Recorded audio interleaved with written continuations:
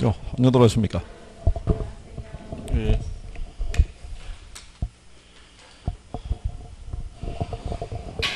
자, 오늘은 253페이지에 있는 투자론 하실 차례인가요? 집에서 한번 읽어보셨나요? 투자론에 대해서? 표정이 어이없다는 표정이네. 비도 오는 날 학원에 온 거를 기준으로 해서 생각해야 된다, 뭐 이런 얘기죠. 자, 이 투자론은 중요한 단원이에요.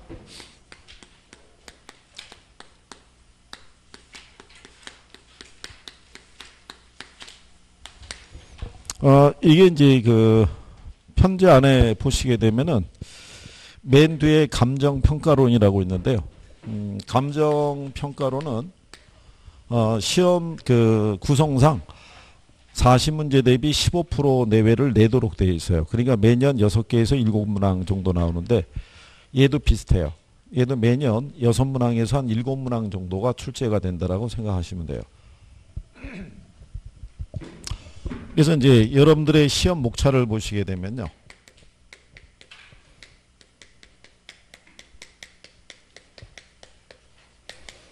부동산 투자 이론하고요. 부동산 투자 분석 및 기법.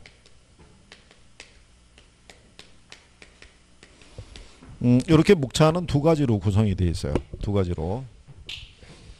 그래서 이제 여기서 평균적으로 한 2개에서 3문항, 여기서 3문항에서 한 4문항, 그리고 계산 문제가 평균적으로 2문항에서 한 3문항 정도가 매년 계산 문제로 들어온다고 생각하시면 되겠고요. 계산 논리가 구성이 잘 안 되면 이론에 대한 용어라도 정리를 좀 잘 해주시면 돼요. 그럼 이제 제일 먼저 거기 보시면 투자에 의해서 제일 먼저 보면은 투자의 개념이라고 있는데요. 여러분들이 보시면요, 우리가 가지고 있는 이제 현금 자산이 있을 때 그거를 은행에다가 만약에 예치를 해요, 그죠? 그러면 현금 자산을 은행에다 예치하는 것은 하나의 목적이 있어서 그렇다는 얘기죠. 그러니까 현재 소비를 포기하고 미래에 더 큰 소비를 하기 위해서 가지고 있는 현금 자산을 은행에다가 예치를 해요. 그러면 여러분들이 현재 소비를 참는 대가로 은행에서 지급하는 게 뭐가 있어요? 그 이자죠. 근데 여러분들이 만약에 은행에서 주어지는 정기예금 이자율이 주어져 있다 그러면 이자율이 1%다. 그러면 약정한 대로 1%에 대한 거는 정확하게 여러분들에게 지급이 돼요. 그러니까는 여러분들이 이걸 예치하면은 어느 정도의 이자 수익이 나올 거라는 것을 추정할 수가 있어요. 근데 만약에 부동산 등의 투자 운영을 한다는 것도 결국 미래에 더 큰 소비를 하기 위해서 자산을 운영하는 개념인데, 부동산에서는 미래에 어느 정도의 수익이 발생할 것이라는 것을 확정 지어주지는 못해요. 그죠? 그러니까 우리는 뭐를 안고 들어가는 거예요. 그렇죠? 위험 또는 불확실성을 안고 투자 운영을 한다라고 생각하시면 돼요. 근데 일반적인 우리가 이제 투자 운영할 때는 여러 가지 목적이 있는데, 근데 기본적으로는 자산 가치를 증대하기 위해서 이제 투자 운영하는 경우죠. 그래서 일반적인 요 투자라는 건요, 현금 수입하고 현금 지출이 있죠. 이거를 교환하는 것을 우리가 투자라고 얘기를 해요. 수입하고 지출하고. 그런데 지출은 현재 이루어지잖아요. 그러니까 확실하다고 할 수 있어요. 내가 얼마를 투자하는지를. 그죠? 근데 수입이라는 건 미래에 발생하잖아요. 근데 미래는 불확실하죠. 근데 만약에 여러분들이 1억이라는 돈을 이렇게 투자를 해요. 투자를 하는데 미래에 어느 정도 수익이 나올지를 전혀 모르면 우리는 투자할 수가 없어요. 그죠? 그러니까 최소한 여러분들에게 1억을 투자하면 미래 어느 정도의 수익을 추정할 수 있는 기초적인 정보는 줘야 돼요. 그 정보가 뭐로 제시가 되냐면 확률로 제시가 돼요. 미래 경제 환경이라는 것은 크게 세분하게 되면 황일 수도 있고 불황일 수도 있고 또는 정상적일 수도 있는 거예요. 그죠?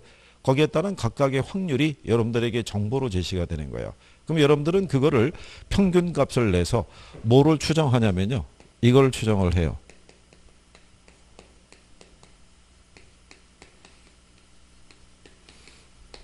예상 기대 수익률이라는 것을 추정을 해요. 그죠? 그래서 이 기대 수익률의 크기를 가지고 우리는 뭐를 결정하냐면 투자를 결정해야 되는데, 투자의 결과로 나오는 것을 우리가 실현 수익률이라고 그래요. 근데 내가 예상했던 거하고요. 실제 투자의 결과가 달라질 수도 있어요, 없어요? 달라질 수도 있는 거예요. 그죠?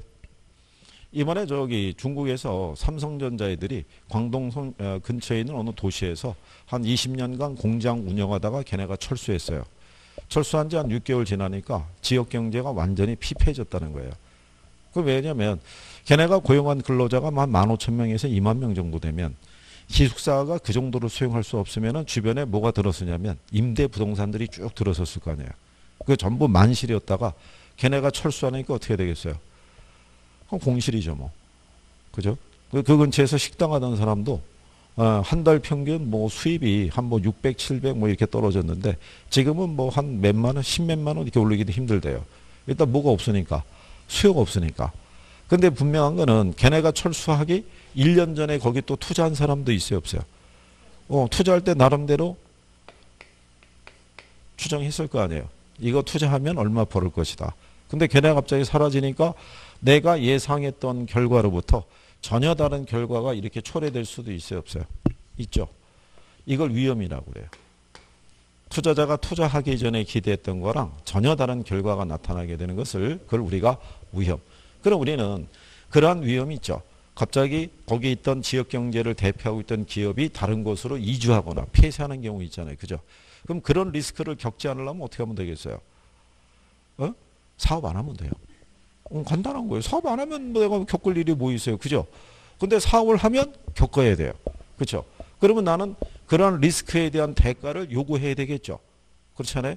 그럼 내가 부담하는 그 위험에 대한 대가를 요구하는 걸 뭐라고 그런다? 그걸 요구 수익률이라고 그래요. 그래서 투자자가 투자하기 전에는 요거하고 비교해서 내가 위험을 감수하는 부분에 대한 대가가 9%인데 그거보다는 더 큰 수익을 기대할 수 있다 그러면 위험을 감수하고 투자하는 거예요. 투자했는데 투자의 결과는 내가 예상했던 거랑 전혀 다른 결과가 나올 수도 있겠죠. 그렇죠? 그러니까 투자자는 투자를 하기 위해서는 내가 부담해야 될 위험이 있죠. 위험이 어떤 것이 있고 그걸 어떻게 관리할 수 있으며 이런 것도 알아야 되고 위험에 대한 대가로 모두 산정이 돼야 돼요. 수익률도 산정할 수 있어야 돼요. 그래서 여러분들이 1장에서 배우시는 거는 투자에 대한 위험과 수익에 대해서 배우시는 거예요. 위험하고 수익. 그래서 여러분들에게 출제할 때는 제목을 이렇게 달아서 줘요. 부동산 투자의 위험과 수익에 관한 내용이다. 맞는 거 골라라, 틀린 거 골라라. 이렇게도 제목을 달아서 출제할 수 있어요. 그래서 이제 그런 개념이다라고 보시면 되겠고요. 그 다음에 이제 거기 뒤에 보시면 부동산 투자의 장단점이라고 해놨죠. 예, 그거는 그냥 간단하게 이렇게 보시면요.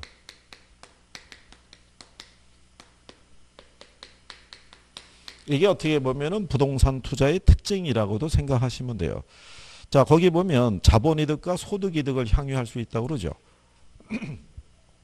그 얘기는 여러분들이 은행에다가 1억이라는 돈을 예치하죠. 1년 후에 그 돈을 찾아요. 그죠? 그러면 원금 1억에다가 1억보다 조금 더 찾죠. 더 찾게 되는 건 뭐예요? 이자가 붙은 거예요. 원금 1억은 변화가 없어요. 그렇죠? 근데 여러분들이 부동산 사업에다 투자하게 되면요. 1년이라는 기간 동안에 임대 수익을 얻을 수도 있고요. 1억에 내가 매입을 했는데 나중에 걔를 처분할 때는 1억 1천이나 1억 2천에 팔 수도 있어요, 없어요? 있죠. 그러니까 양도 차익도 기대할 수 있다는 거야. 그게 부동산 투자의 특징이에요. 화폐 자산을 운영하는 거랑 다른. 그래서 이 부동산에서 소득 이득하고 자본 이득을 다 얻을 수 있으면 그건 아주 좋은 부동산이에요. 근데 그래서 대부분의 투자자는 둘 중에 하나만 충족이 돼도 위험을 감수하고 투자해요. 그러니까 노후에서 안정적인 임대 수익만 보고 투자 들어가는 사람이 있고요. 단기간에 양도 차익만 보고 들어가는 사람도 있겠죠. 그게 운영이 가능하다는 게 부동산 투자의 특징이라고 생각하시면 돼요. 그 다음에 두 번째가 지렛대 효과라고 해놨어요. 그죠? 지렛대 효과라고는 들어보셨죠? 응? 요즘 갭 투자라는 얘기 들어보셨죠? 네, 그게 지렛대 효과예요. 갭 투자라는 게. 자, 근데 이제 여러분들이 한번 이렇게 생각해 보세요. 은행에서 뭐를 받아서 대출을 받아서 그 돈으로 적금에 불입을 했어요. 이기겠어요? 손해겠어요? 당연히 손해죠. 적금 이자는요. 대출 이자를 이길 수가 없죠. 이렇게 투자 운영한다는 얘기는 본인이 앉아서 손해보는 경우죠. 그죠? 그러니까 일반적으로 화폐 자산을 운영할 때는 이런 식으로 융자를 받아서 투자 운영하는 거는 있을 수가 없어요. 그죠? 근데 부동산은 이게 가능해요. 가능한 이유가 뭐냐면 뭐 이렇게도 얘기할 수 있죠. 여기 만약에 부동산이 이렇게 했는데요. 이게 5억짜리예요. 근데 3억이 융자가 들어가 있고요. 1억 8천은 전세가 들어가 있어요. 그러면 나머지 차익이 얼마예요? 2천이죠. 그러면 이렇게 투자 운영하는 사람도 있죠. 5억짜리 집인데 3억은 뭐를 끼고요? 융자를 끼고 내 돈 2억만 집어넣을 수도 있어요, 없어요? 요 지분이라는 게 뭐냐면 이게 내 돈이라는 의미예요. 그러니까 내 돈 2억과 뭐를 끼고 융자 3억을 끼고 들어가서 5억짜리가 만약에 6억이 된다 그러면 나는 2억을 가지고 얼마 번 거예요? 1억의 차익을 내가 생기는 거 아니에요. 그죠? 근데 갭 투자는 그거보다는 조금 더 심한 거예요. 이렇게 들어가게 되면 내가 필요한 돈이 2천이잖아요. 그럼 내가 가지고 있는 자산이 2억이 있다고 그랬을 때 이걸 하나의 부동산에 투자 운영하지 않고 이걸 쪼개가지고 10개의 부동산에 투자할 수 있는 거예요. 그게 갭 투자의 논리가 그거예요. 그래서 이게 대학생들도 투자 운영했던 거예요, 이게. 근데 경기가 좋아서 이게 오르면 관계가 없어요. 근데 얘가 떨어지면 어떻게 되냐는 거예요. 떨어져가지고 한 4억 5천 떨어졌어요, 이렇게. 그럼 융자 빼주면 전세 못 빼주잖아요. 그죠? 그럼 세입자는 만기가 도래하면 당연히 전세금 돌려달라고 그러는데 전세가 나가요 말이죠. 그렇잖아요. 그러면은 갭 투자 들어간 사람이 뭐라고 그러겠어요? 네가 인수해라. 근데 인수가 안 되죠. 자, 여기 5억일 때는 60% 기준해 가지고 3억 대출해 줬는데 4억 5천으로 떨어지면은 60% 기준에도 3억 대출이 안 돼요. 그럼 나머지는 다 자기의 현금으로 메꿔야 되는데 세입자들이 돈 있으면 자기가 집 샀지. 왜 전세를 들어왔겠어요? 그러면 빼줄 돈이 없잖아요. 그러면 얘들이 쓰는 방법 중에 하나가 뭐겠어요? 잠적하는 거. 그죠? 그럼 그 사이에 이자 안 냈을 거 아니에요. 그럼 경매로 넘어가서 피해 볼 수 있고. 안 그러면은 인수를 만약에 거부하게 되면은 아는 지인을 동원해 가지고 경매에 붙여버리는 거예요. 경매에 붙이게 되면은 얘는 후순이기 때문에 전세금 돌려받지 못하는 경우도 생기는 거예요. 요즘 이 갭 투자의 피해가 그거예요. 근데 어쨌든 간에 여기서 요 지렛대 역할이 있죠. 예. 지렛 원리는 알고 있죠. 그죠? 요게 융자 또는 전세 있죠. 예. 요게 지렛대 역할을 해주는 거예요. 이게 가능한 게 어쨌든 부동산 투자라고 생각하시면 돼요. 근데 투자 운영할 때는 잘 해야 돼요. 그죠? 시장의 흐름도 잘 봐야 되고. 그러니까 투자하는 게 결코 쉬운 건 아니에요. 그죠? 자, 그 다음에 이제 그 밑에 절세 효과라고 있는데요. 부동산은 장기 보유에 따른 절세 효과를 거둘 수가 있어요. 그죠? 근데 여러분 시험에는 투자자가 제일 중시하는 게 지렛대 효과하고 절세 효과인데 절세 효과는 잘 언급을 안 하고요. 주로 지렛대 효과를 물어보고 있다. 이렇게 구별하시면 될 거예요. 그리고 이제 그 밑에 가면은 구매력 보호라고 해놨죠. 예, 인플레이션 해지라고 그러는데 해지가 방어라는 논리예요. 여러분들이 저기 인플레가 심하게 되면요. 환물 심리가 커진다는 얘기 들어보셨죠? 네? 환물 심리라는 거는 인플레가 심하게 되면 화폐 자산의 가치가 떨어지잖아요. 그러니까 보유하고 있는 화폐 자산을 금이나 다이아몬드 같은 실물 자산으로 바꾸려고 하는 심리가 커진다는 얘기예요. 그러니까 부동산이 실물 자산이니까 실물 자산의 수요가 늘어난다는 얘기는 가치가 어떻게 돼요? 올라가겠죠. 그래서 인플레가 발생하더라도 자산 가치 하락을 막아주는 그런 역할을 하더라 이런 얘기예요. 그 다음에 단점이라고 있는데요. 단점은 부동산 현금화하는 게 쉬워요, 어려워요? 어렵죠. 우리가 지난번에 유동성 위협이라고 배워보셨던 거예요. 그죠? 예. 그런 거고요. 그 다음에 옆 페이지 가시면 동그라미 4번에 부동산 투자의 리스크 중에 하나가 소유자의 노력이 필요해요. 그죠? 여러분들이 은행에다가 돈을 예치해서 이자 수익을 얻기 위해서 우리가 해야 될 일이 뭐 있어요? 이자 수익을 얻기 위해서 우리가 해야 될 일. 아무것도 없어요. 집에서 TV 보고 있으면 정해진 날짜에 바로 이자가 들어오는 거예요. 그죠? 근데 부동산에 투자하면은 관리해야 돼요. 임차자 관리도 해야 되고 시설물 관리도 해야 되고 그래야지 임대 수익을 얻을 수 있는 거예요. 뭐 그런 것들이 차이라고 이렇게 생각하시면 돼요. 무슨 말인지 아시겠죠? 뭐 그런 내용이에요. 투자했을 때 고려사항 뭐 이런 거는 참고 지금은 하셔도 되고요. 뒤 페이지 넘어가셔서 257페이지에 가면은 중간에 부동산 투기라고 있죠. 예, 그것도 참고사항이에요. 부동산 투자하고 투기 있죠. 예, 이거는 엄격하게 구별하기가 어렵다라고 생각하시면 돼요. 그냥 내가 하면 투자고요. 남이 하면 투기다. 뭐 이렇게 생각하시면 돼요. 그죠?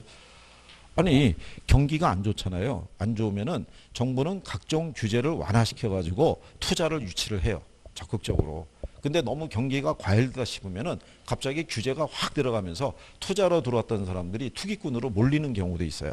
그러니까 이거를 명확하게 두부 자르듯이 확 잘라낼 수가 없다라고 보시면 돼요. 그래서 그냥 참고하시면 되고요. 우리는 이제 그 뒷페이지 가시면 부동산 투자의 위험과 수익이라고 해놨죠. 예, 이제 거기서부터 배우는 거예요. 자, 그러면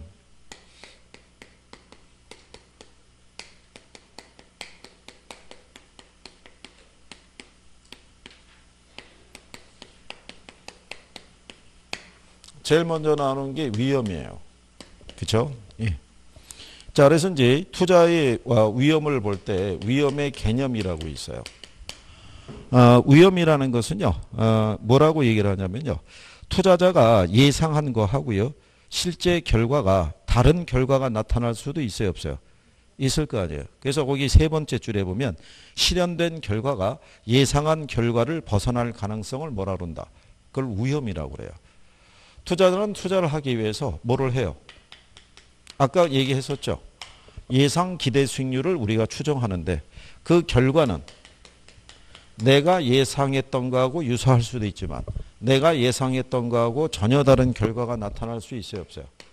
예, 이걸 우리가 뭐라고 그러냐면 위험이라고 그래요, 위험. 근데 그 위험에 대한 것을 측정할 때는요, 분산 또는 표준 편차에 의해서 위험의 크기를 측정할 수 있다고 해놨죠. 예. 그러면 거기서 그 분산이라는 논리 있죠.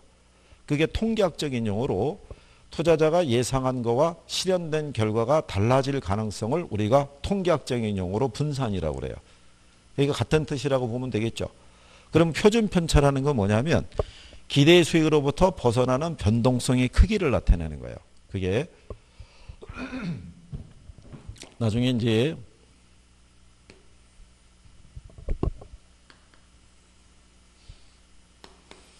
이게 투자한 A가 있고요. 투자한 B가 이렇게 있어요. A에 투자하게 되면요, 13% 또는 17%에 대한 수익이 있죠. 예, 이게 발생할 가능성이 있고요. B에다 투자하면요, 5% 또는 25%의 수익률을 올릴 수 있는 가능성이 있어요. 그런데 여기 가만히 보시면 이 선을 중심으로 좌우 대칭이 같죠. 그렇잖아요. 그리고 정규 분포를 가정하면은 오른쪽과 왼쪽이 발생할 확률이 같다는 얘기예요. 즉 50대 50의 확률을 갖고 있어요. 그러면 A를 기준하게 되면 13%가 될 수 있는 확률이 50%래요. 그럼 13%의 절반이면 얼마겠어요? 6.5% 나와요. 17%의 절반이면은 8.5%가 나와요. 그럼 6.5하고 8.5를 더하게 되면요, 그러면 15% 나와요. 그러면 13%하고 17%의 평균적인 값이 얼마라는 거예요? 15%. 평균적으로 15%의 수익을 기대할 수 있다는 거예요. 그러면 B를 보게 되면 5%의 절반이면 2.5% 나오겠죠. 25%의 절반이면 12.5% 나오겠죠. 그러면 2.5하고 12.5를 더하면 얼마 나오겠어요? 역시 15% 나와요. 그죠? 그러면 A와 B의 평균적인 기대값은 같다는 얘기예요. 예상되는 거. 그런데 편차가 틀리죠. A는 편차가 2%예요. 15%를 기대하지만 13%가 될 수도 있고 17%가 될 수도 있어요. 그죠? 그래서 이건 편차가 2%인데 B는 15%를 예상하지만 안 되면 5%, 잘 되면 25%예요. 그러면 15%부터 벗어날 편차가 B가 훨씬 크죠. 이 편차라는 게 기대수로부터 벗어나는 변동성의 크기를 얘기를 해요. 그러니까 이게 크면 클수록 위험이 크다라고 보는 거예요. 그죠? 위험이 작다는 얘기는 투자자가 예상한 거하고 실제 발생한 결과가 큰 차이가 없을 때가 위험이 작다라고 그러는 거예요. 그러니까 기대 수익이 동일하다고 가정할 때 표준 편차가 크면 클수록 뭐가 큰 거예요? 위험이 크다라는 얘기예요. 그래서 이 투자론에서 얘기하는 투자자는 두 개의 투자 대안의 기대 수익률이 같으면 표준 편차가 작은 걸 선택해요.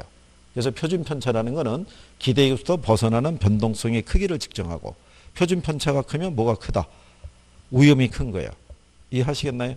예, 그래서 그렇게 측정한다라고 생각하시면 돼요. 이거 조금 이따 또 물어볼 거예요.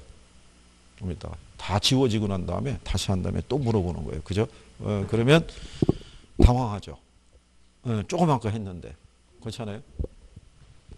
오늘 같은 날 뭐 비가 이렇게 내리고 그죠? 좀 약간 이게 축축하고 뭐 이런 날이잖아요. 그죠?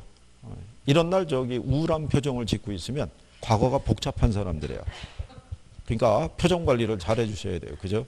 자, 그 다음에 위험의 유형이 있어요. 그죠? 우리가 종류 이렇게 얘기를 하는데요. 거기에 보면은 무슨 위험이 있냐면 사업 위험이라는 게 있고요.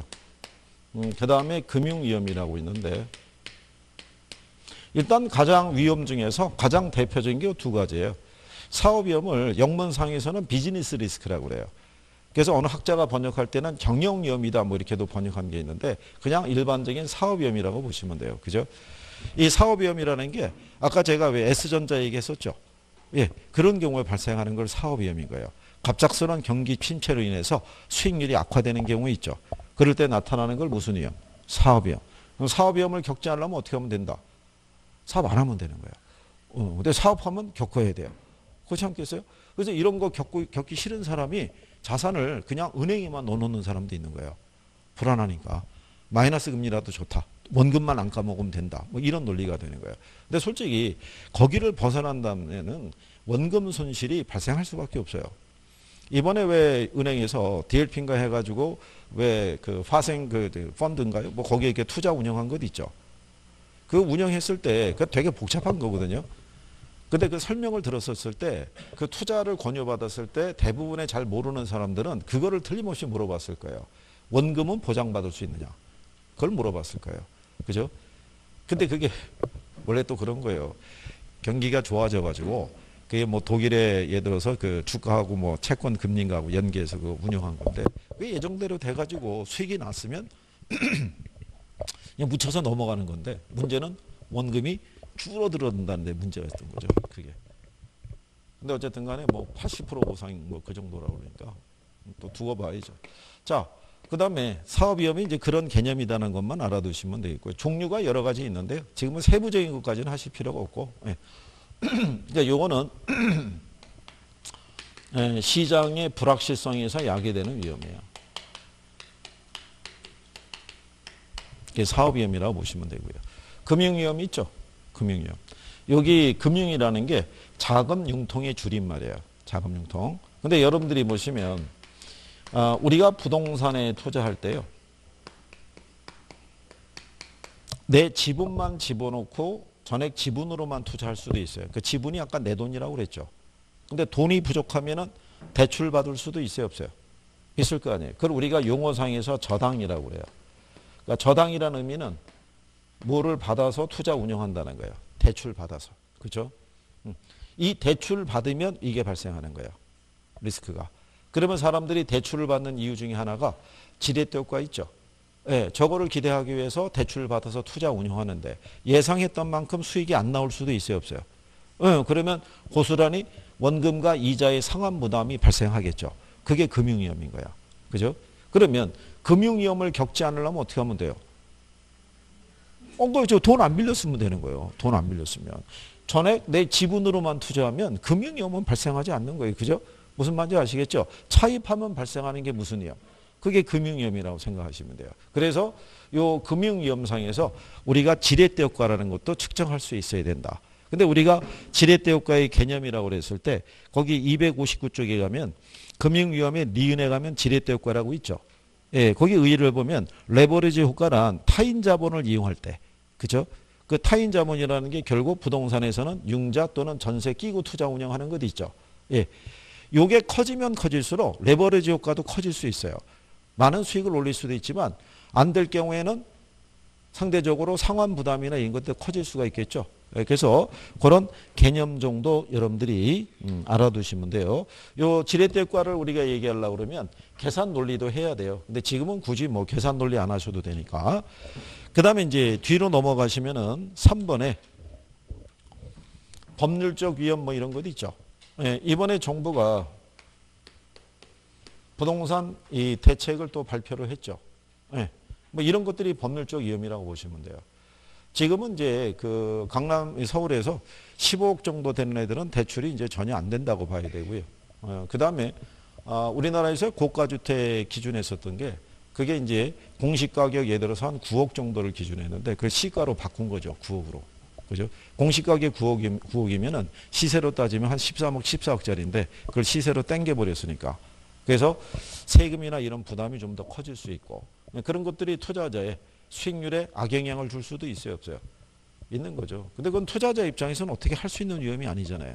내가 그걸 정책을 컨트롤할 수 있는 게 아니니까. 그러니까 그 흐름도 잘 봐야 돼요.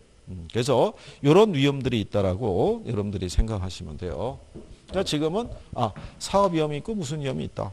금융 위험이 있다. 겪지 않으려면 뭐 하면 된다. 사업 안 하면 된다. 돈 안 빌렸으면 된다. 뭐 그런 정도. 그렇죠? 네. 그래서 자, 그다음에 이제 그 옆 페이지에 가시면요. 261페이지에 중하단에 보면 부동산 투자의 수익률이라고 있죠. 그죠? 여기서 요 위험의 유형은 알아두셔야 돼요. 유형은 이거 시험에서 내요. 네?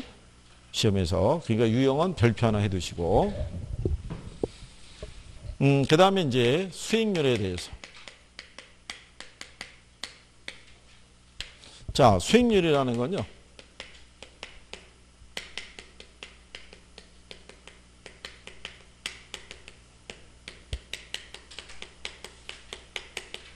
투자 자본에 대한 투자 수익의 크기로 우리가 측정하는 것을 수익률이라고 얘기를 해요. 그죠? 이걸 우리가 이제 투자 수익에 대한 걸요. 백분율로 표시하는 거는 이게 분수식이잖아요. 분수 계산하면은 소수가 나오죠. 그렇잖아요. 야, 너 지난번에 투자했다는데 얼마 벌었어? 0.1 벌었어. 그러면 사람들이 인식하기가 어떻게 돼요? 어렵잖아요. 0.1이라는 게 무슨 의미지? 그렇죠? 그러니까 가령 예를 들어서 이런 거잖아요.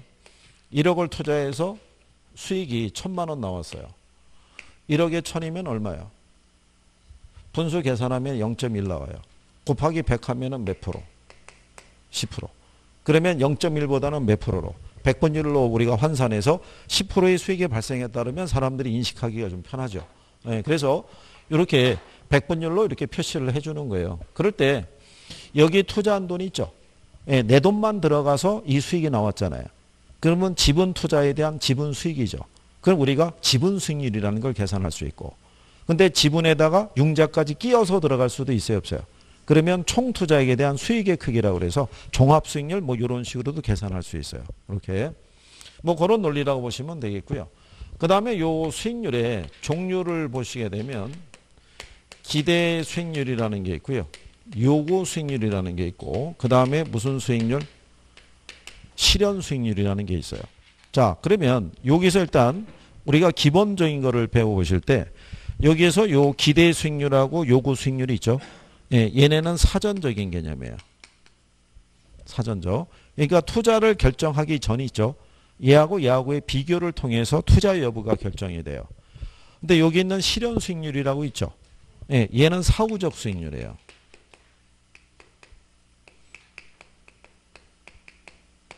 그리고 얘가 이제 투자의 결과로 나타나는 거예요. 그러면 이거는 실질적으로 투자를 해서 그죠? 결과가 나와서 우리가 알 수 있는 거기 때문에 투자를 할 것이냐 말 것이냐를 결정할 때는 얘는 확인할 수가 없어요. 그러니까 투자자가 투자를 결정할 때는 얘네 둘을 비교하는 거지 얘하고 얘를 비교하거나 얘하고 비교한다면 틀리는 거예요. 무슨 말인지 아시겠나요? 그래서 나중에 이제 기대 수익률이라는 거를 다른 말로 내부 수익률이라고 표현하는데 엄밀히 말하면 똑같지는 않아요.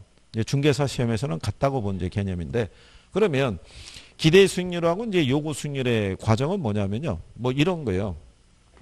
투자안이 이렇게 여러 개의 투자 대안이 있는데 이 투자 대안에 평균적인 기대 수익률이 있죠.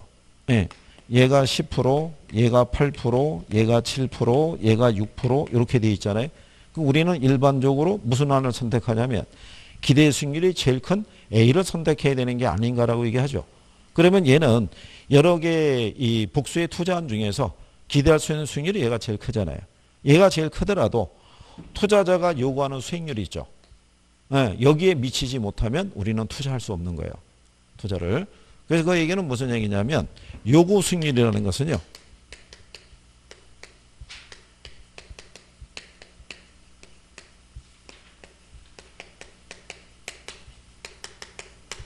얘는 무위험률 플러스 위험 할증률이라는 걸로 구성이 되어 있어요. 지금 저기 뭐죠? 계산에 대한 거를 안 해드리려고 이렇게 하고 있는데 264페이지 가보세요.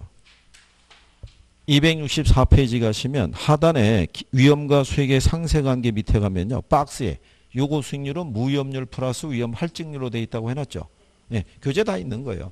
그러면 여기서의 무위험률이라는 게 뭐 얘기하냐면 정기예금 이자율 또는 국공채 이자율을 우리가 뭐라고 얘기하냐면 무위험률이라고 그래요.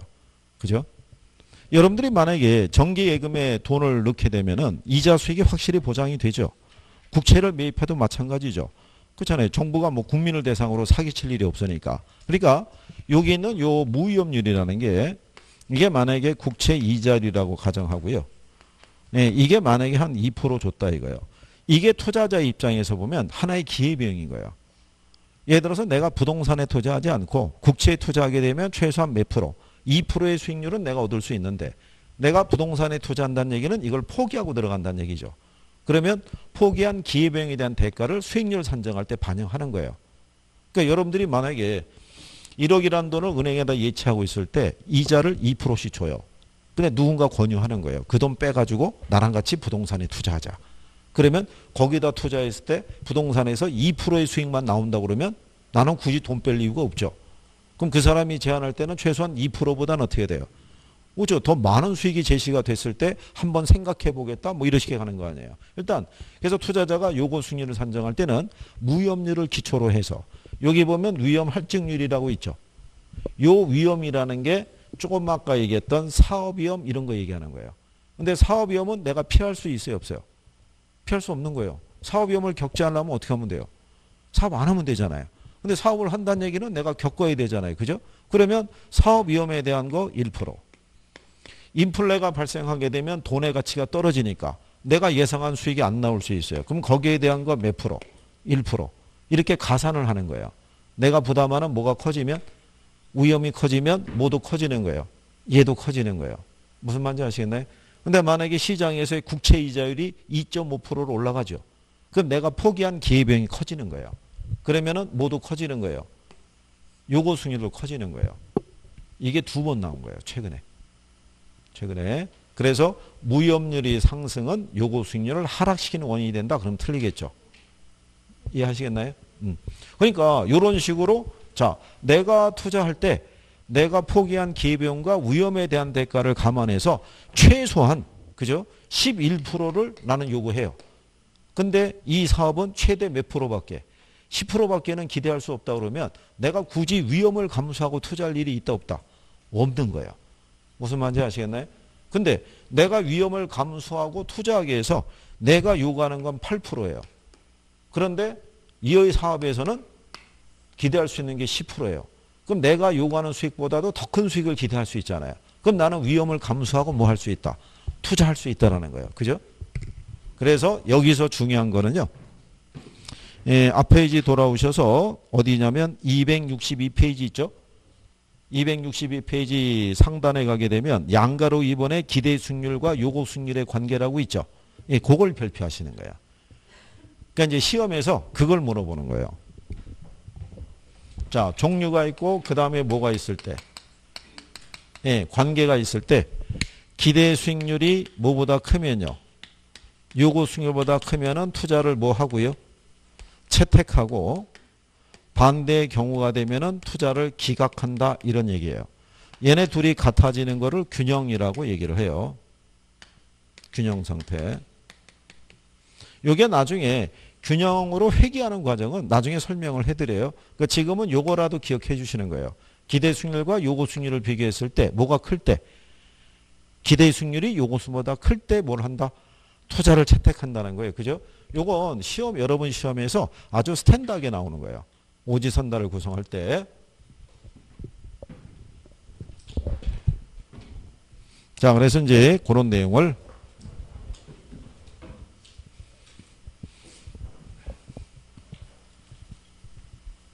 자, 그 다음에 이제 옆에 그 263페이지에 보시면 중간에 위험과 수익의 관계라고 있죠.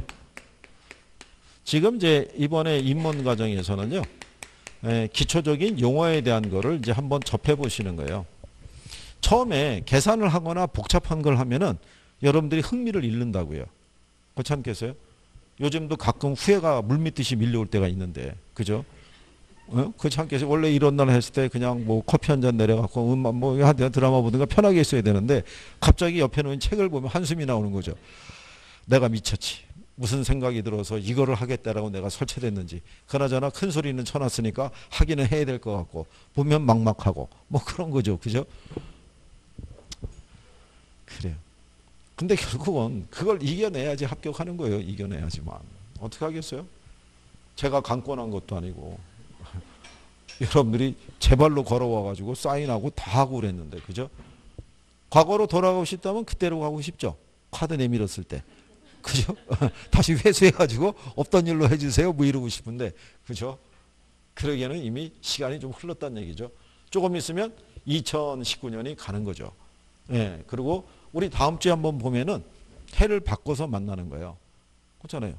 오늘 만났으니까 다음 주에 보고 나면은 마지막 주는 휴강이잖아요. 예? 겨울 휴가라고 그래요. 방학이라고 그래서. 그리고 이제 2020년에 만나는 거죠. 벌써 여러분들이 이 바닥에 들어온 지 횟수로 2년 되는 거죠. 2년. 간단하잖아요. 언제부터 공부했는데? 그럼 진실을 얘기하면 작년부터 공부한 게 되잖아요. 그죠? 그 오해가 없이 잘 얘기해 줘야 돼요. 작년부터 공부했다 그러면 작년 1월 달부터 해가지고, 그래서 올해 시험을 실패하고 다시 공부하는 걸로 착각할 수 있으니까 날짜도 정확하게 얘기해 줘야 돼요. 그래서 이게 공부하다 보면은 순간적인 집중력이 사라질 때가 있어요. 그죠? 그래서 갑자기 어디 하는지 놓칠 때도 있어요, 없어요? 있는 거예요. 근데 여기는 이렇게 했으니까 누가 알려줄 수라도 있잖아요. 선생이 눈에 보이니까 대충 페이지라도 다시 불러주는데 인강을 통해서 듣는 사람들은 그 안에서 페이지를 놓치면은 환장하는 거예요. 그죠? 어디 하는지, 그죠? 모니터 뚫을 수도 없고, 뭐 문자 날라오는 것도 없고, 환장하는 거죠, 그게. 그래가지고, 어쩔 수 없이 이거 계속 페이지를 표시해 줘야 돼요, 이거. 263페이지 할 차례라고. 이게 왜냐면 처음 접하는데, 갑자기 제목이 바뀌었잖아요. 그러니까 이제 선생님이 설명하면, 중간에 여기는 요 정도 파트에서만 정리할 것만 용어 간단하고 넘어가는데 이렇게 넘어가 버리니까 놓친다고요. 그죠? 그러면서 가뜩이나 무슨 말 하는지 모르겠는데 더 모르는 거죠. 이게. 그렇잖아요. 그렇게 얘기하신 분들이 있더라고요. 자, 여기 위험과 수익의 관계를 보시게 되면요. 제일 먼저 나오는 게 위험에 대한 투자자의 유형이라고 이렇게 나와 있어요. 그죠? 예. 그게 이제 위험과 수익의 관계에서 보면요. 이런 게 있어요. 위험에 대한 투자자의 행동.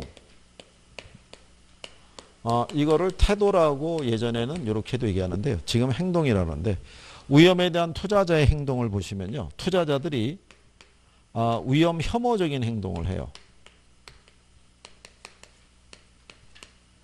자, 위험 혐오적인 행동이라는 건요.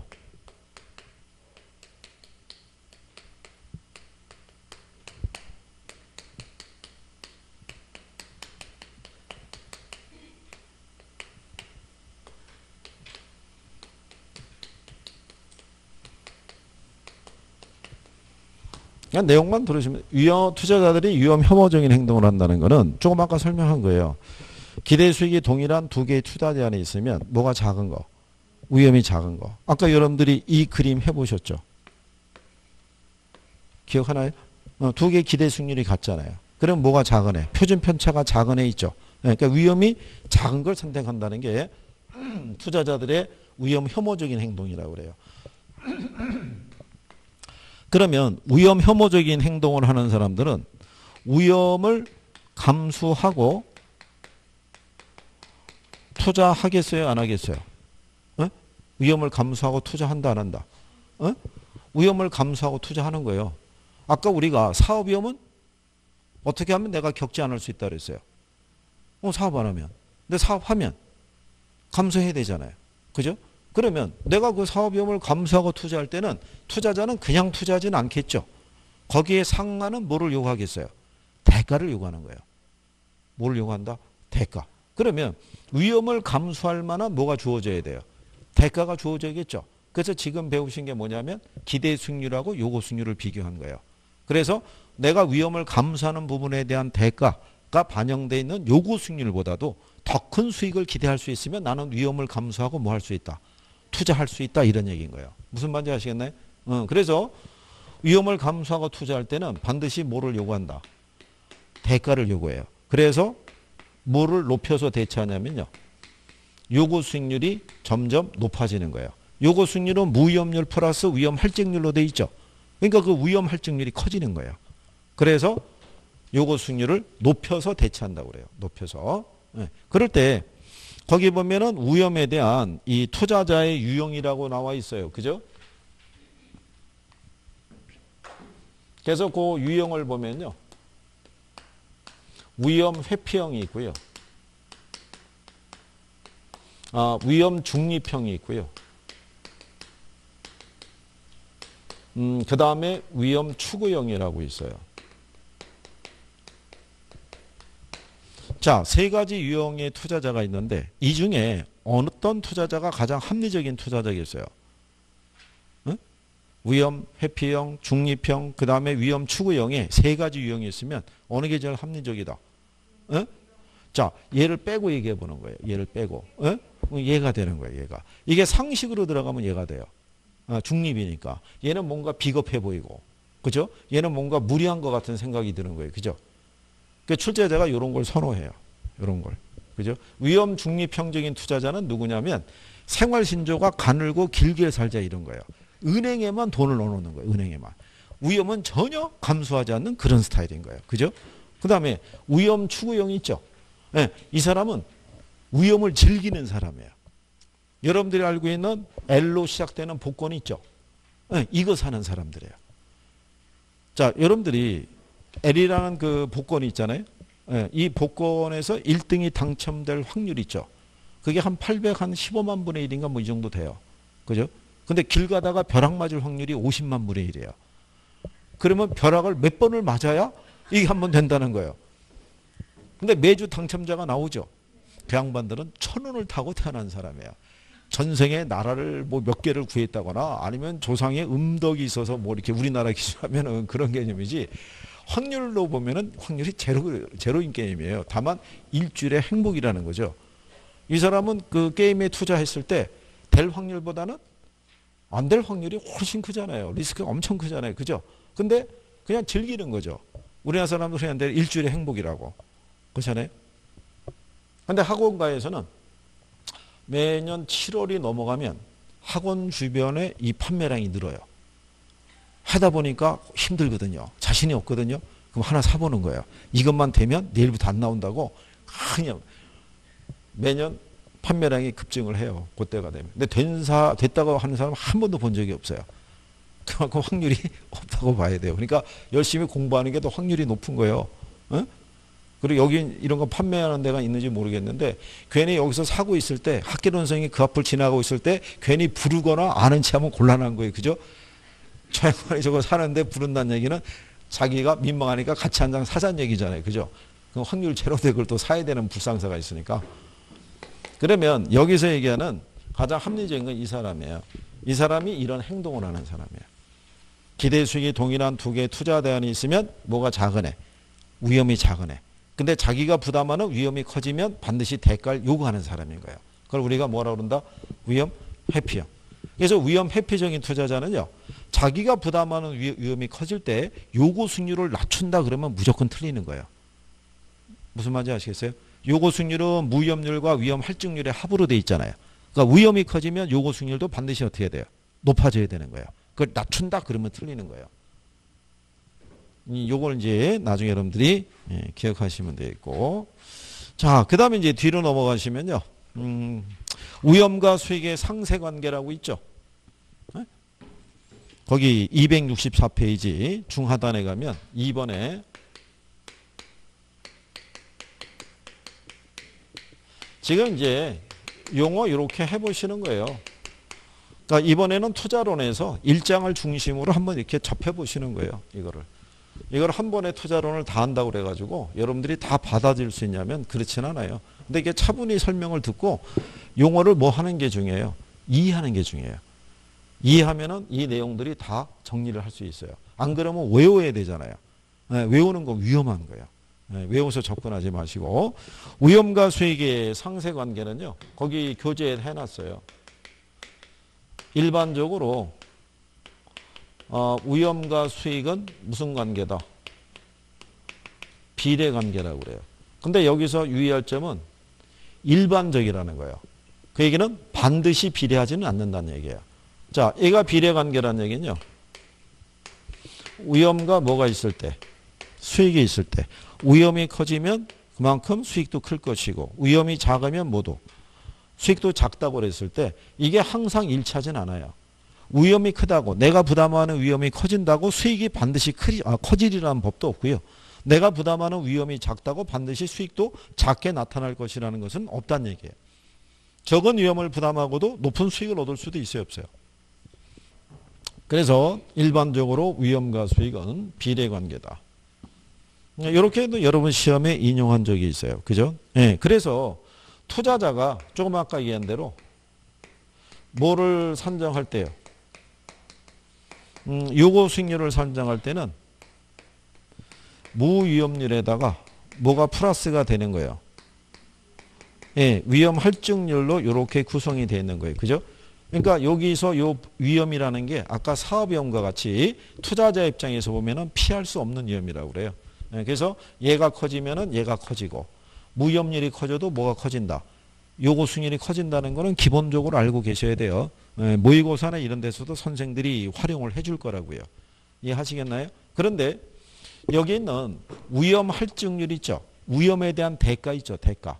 이 대가는 여기 있는 요 투자자 있죠. 투자자마다 동일하진 않아요. 그렇죠? 여기 있는 위험 중립적인 투자자는 요것만 보고 투자하는 사람이에요. 뭐 무위험률만. 그러니까 위험에 대한 대가를 요구할 게 없겠죠. 그 다음에 위험 추구형적인 투자자는 자기가 부담하는 위험은 크지만 거기에 상하는 높은 대가를 바라지는 않아요. 그냥 게임을 즐기는 사람이에요. 위험을. 근데 위험 회피형적인 투자자는 자기가 부담하는 위험에 대해서 반드시 높은 대가를 요구해요. 그러니까 투자자마다 위험 할증률의 크기가 같다 틀리다. 틀리겠죠. 그러니까 여기 있는 요구 수익률이라는 것은 투자자의 주관적 수익률이라고 얘기하는 거예요. 무슨 말인지 아시겠죠? 반영되는 위험에 대한 대가의 크기가 틀리잖아요. 그죠? 이해하시겠나요? 그런 내용이라고 보시면 돼요. 그래서 이제 그런 내용이고요. 그래서 거기 265쪽에 중간에 가면 양가로 3번에 위험 할증률이라고 있죠. 네? 찾으셨나요? 예, 거기 보면 동그라미 2번에요. 위험 할증률은 투자자가 투자하고자 하는 개별 사업에 내포되어 있는 위험에 대한 비용인데 이는 투자자들의 그 성향에 따라 요구 수익률에 반영되는 정도는 다르다 이런 얘기예요. 그죠? 예, 그래서 요구 수익률이라는 것이 투자자의 주관적 수익률이다. 뭐 이렇게도 얘기해 주는 거예요. 그러니까 그렇게 참고하시고요. 그 다음에 이제 뒷페이지로 넘어가시게 되면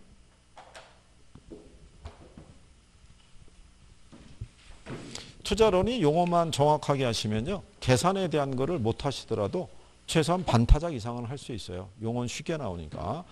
뒤로 넘어가시면은 위험 관리라고 있어요. 그죠? 예, 그것도 기억은 해 두시는 거예요.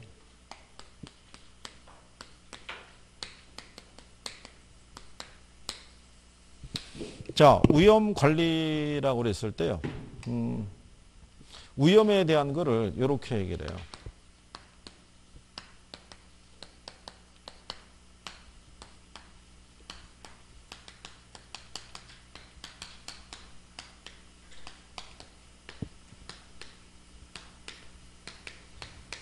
자, 여러분들이 한번 이렇게 생각해 보세요. 우리 일반인들은 미래가 불확실하죠. 그렇잖아요?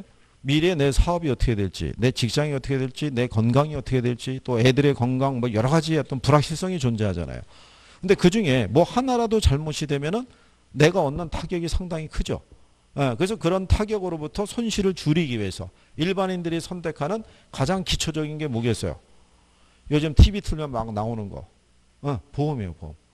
보험에 가입하는 게 위험을 전가하는 거예요. 내가 부담해야 될 위험을 누구에게로? 보험에 가입을 함으로써 보험사에게 전가하는 그런 방법이에요. 그 다음에 여기 보면은 위험을 회피하는 것 있죠. 네, 요건 이렇게 생각하시면 돼요. 아까 여러분들이 사업 위험을 겪지 않으려면 어떻게 하면 된다 그랬어요? 사업 안 하면 된다. 그게 위험 회피예요. 위험을. 그러면 위험을 회피하는 경우에는 투자자가 얻을 수 있는 건 뭐밖에 없겠어요? 이거밖에 없는 거예요. 얘는 못 얻는 거예요. 이거만 얻는 거예요. 무슨 위험만? 무위험률만. 어떠한 위험도 감소되지 않으니까. 그죠? 용어로 구별할 수 있으시겠죠? 네. 그 다음에 위험을 뭐 하는 방법이 있어요? 줄이는 방법이 있어요. 그럼 그 얘기는 뭐냐면 내가 그런데도 투자한다는 얘기는 위험을 감수할 수밖에 없다는 얘기잖아요. 그죠? 그럼 어차피 감수해야 될 위험을 우리는 뭘 하는 방법을 선택하겠어요? 줄일 수 있는 방법이 있으면 그걸 선택하겠죠. 그래서 일반인들이 가장 많이 쓰는 게 또 뭐겠어요? 그게 분산 투자하는 거예요. 그죠? 포트폴리오를 구성하는 거. 그래서 자, 거기 나와 있을 때 위험을 줄이는 방법에 보면은 양가로 4번에 뭐를 구성한다고 돼 있어요? 포트폴리오를 구성한다. 즉 분산 투자함으로써 내가 부담하는 위험을 어떻게 하겠다? 줄여가겠다 이런 거예요. 266페이지에 보시면 그런 내용이죠. 이게 어떤 내용인지는 아시겠어요? 예, 이제 그런 거 얘기하는 거예요. 여기는 이제 그런 쪽으로 하나 정리하시면 되겠고요. 옆 페이지에 가시면 위험과 수익의 측정이라고 나와 있죠. 예, 요건 이제 계산하는 거예요. 위험과 수익을 측정하는 거. 요거는 뭐 지금 굳이 계산하실 필요는 없으니까요. 대신에 여러분들이 위험을 측정할 때는 분산 또는 표준 편차 있죠. 예, 아까 우리가 표준 편차 알려드렸죠. 예, 그런 정도로만 인식하셔도 돼요. 이게 저기 그 입문할 때 계산 논리를 다루면 또 싫어하시는 거예요. 그죠? 그래서 자, 그다음에 우리가 뒤로 넘어가시면 268페이지에 평균 분산 결정법이라고 있죠. 예, 거기에 대한 논리를 이제 또 한번 배워 가시는 거예요. 그래서 평균 분산 결정법, 포트폴리오 이론 이렇게 해서 잠깐 쉬었다가 여기서부터 해 보시죠.